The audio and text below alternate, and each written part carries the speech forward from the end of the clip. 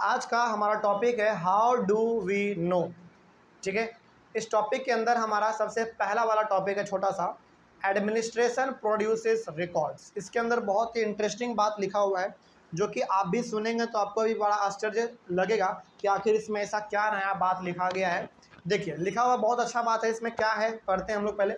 इसमें कहा गया है कि one important source is the official records of the British administration. The British believed that the act of writing was important. यहाँ पे हम लोगों को ना सबसे, यानी कि जब हमारे इंडिया में ब्रिटिशर्स रूल कर रहे थे तो उनका सबसे एक अच्छा बात क्या था मालूम है? उनका सबसे अच्छा बात ये था कि वो जो भी काम करते थे ना, उस काम को वो रिटन रूप में लिख लेते थे। क्या कर लेते थे? लिख लेते थे। लिख लेने का मतलब था कि कोई भी उन्होंने काम किया, जैसे मान लीजिए किसी को पैसा दिया, किसी से पैसा लिया या फिर किसी से कोई काम करवाया, तो वो सब चीज़ अपना रिटन रूप में लिखते थे। क्योंकि उन लोगों का मानना यह था कि कोई भी चीज़ यदि लिखा हुआ होगा तो आगे चल के वो हमको कोई गलत नहीं साबित कर सकता। और दूसरी बात, हमको समय समय पर ये भी पता चलता रहेगा कि किसको हमने कितना पैसा दिया है, कोई भूलेगा नहीं, है ना। तो वही बात यहाँ पे कहा गया कि one important source is the official records of the British administration. मतलब कि एक बहुत बड़ा हम लोगों को सोर्स पढ़ने के बारे में यदि कहीं से मिलता है तो वो ब्रिटिश के टाइम पीरियड के बारे में मिलता है। तो वो ब्रिटिश करते क्या थे, जो भी काम वो भारत में करते थे या फिर किसी से करवाते थे तो वो सब चीज़ अपने रिकॉर्ड में लिख लेते थे। क्योंकि उनका मानना था कि the British believe that the act of writing was important, यानी कि राइटिंग में लिखित रूप में किसी चीज़ को लिख लो वो बहुत इंपॉर्टेंट है। ठीक है, इससे आप होता क्या ना कि आप धोखेधड़ी से बच जाते हो, प्लस बाद में आप जब चाहे उसको पलट के देख सकते हो कि किसको कितना पैसा दिया था, किससे कितना पैसा लेना है, कौन सा काम करवाना है ना, ये सब चीज़।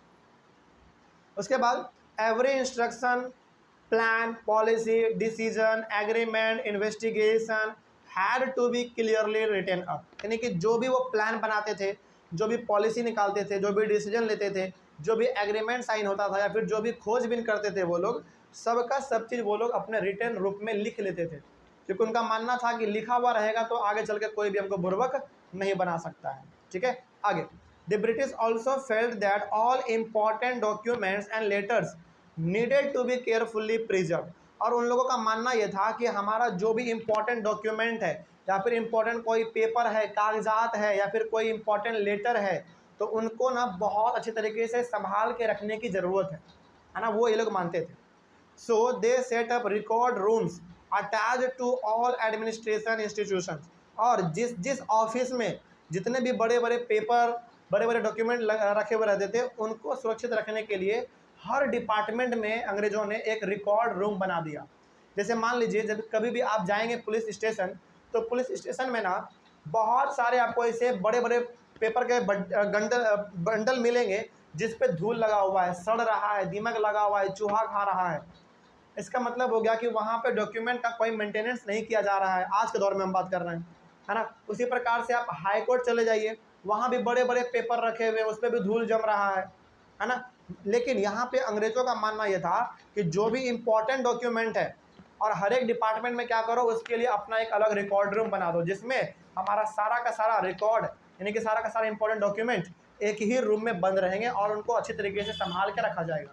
जैसे मान लीजिए यदि पुलिस स्टेशन है तो पुलिस स्टेशन में ही एक छोटा सा रूम ऐसा बना दो जिसमें कि बड़े बड़े जो पेपर हमारे डॉक्यूमेंट है, केस के, FIR जो भी पेपर है, उनको सुरक्षित रखा जाए। ये बिल्कुल सही बात था उनका कहना, है ना।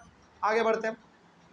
The village tehsildar's office, the collectorate, the commissioner's office, the provincial secretariats, the law courts all had their record rooms। यानी कि जितने भी बड़े बड़े ऑफिस थे उन सभी ऑफिस में अंग्रेज़ों ने एक रिकॉर्ड रूम बनवाया ताकि उस ऑफिस के जितने भी बड़े बड़े इंपॉर्टेंट डॉक्यूमेंट हैं उसको रिकॉर्ड रूम में रखा जाए और उसको बर्बाद ना होने दिया जाए, ताकि भविष्य में आने वाले समय में उसको पलट के देख लिया जाए और जो भी डिसीजन होगा वो डिसीजन ले लिया जाएगा।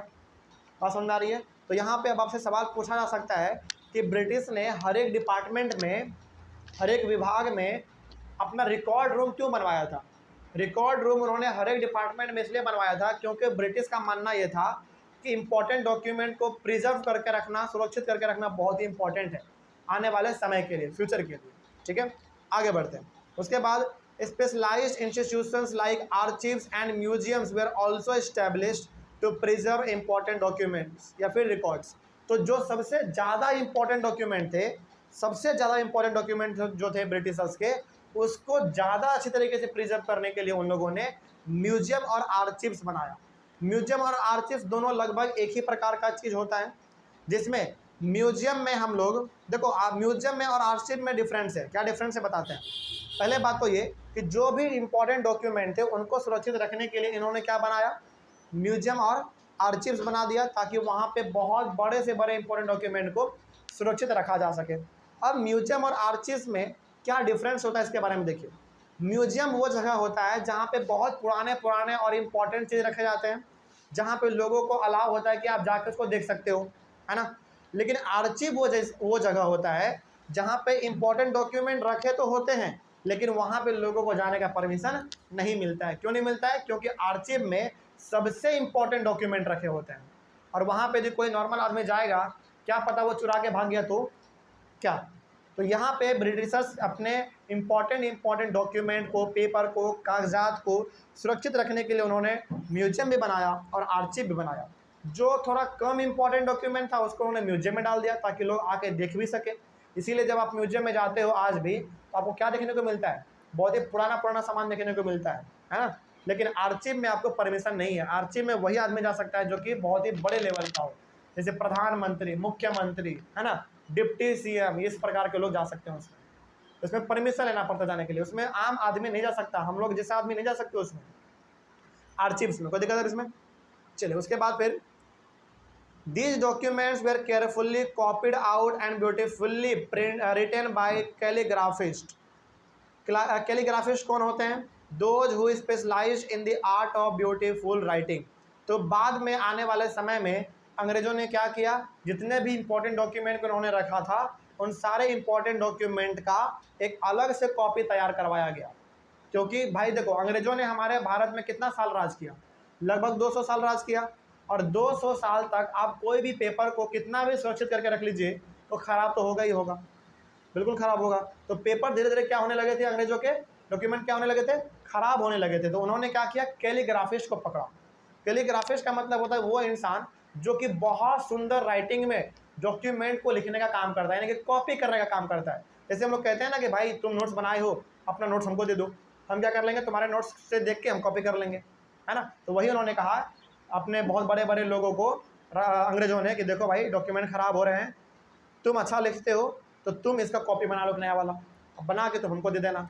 और जो अच्छे राइटिंग में लिखता है, जो कॉपी करता है, उसी को हम लोग कहते हैं कैलीग्राफिस्ट। कोई दिक्कत इसमें? चलो, तो सवाल पूछा जाएगा कि अंग्रेजों ने कैलीग्राफिस्ट को हायर क्यों किया था?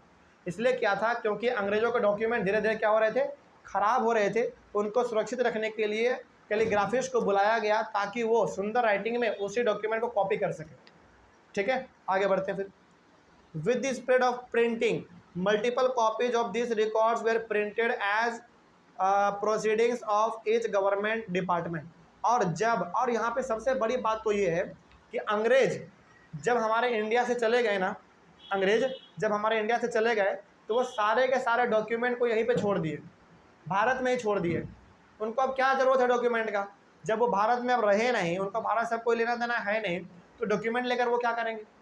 तो वो सारे के सारे डॉक्यूमेंट कहाँ पे छोड़ दिए? भारत में ही छोड़ दिए। और हमारा देश जब आज़ाद हुआ तो उसी डॉक्यूमेंट को हम लोगों ने पढ़ा, समझा और यह जानने की कोशिश किया हम लोगों ने कि अंग्रेज़ किस प्रकार से रूल करते थे, क्या क्या लिखते थे वो चीज़। तब हमको यहाँ से मालूम चला कि अच्छा, अंग्रेज़ जो है ना, लिखने में ज़्यादा भरोसा करते थे। तो दिक्कत अब इसमें? चलो, तो यहाँ से हमको ये मालूम चल गया। उसके बाद हम लोग अपने अगले वाले क्लास में शुरू करेंगे सर्वेज बिकम इम्पॉर्टेंट। तब तक के लिए थैंक यू वेरी मच।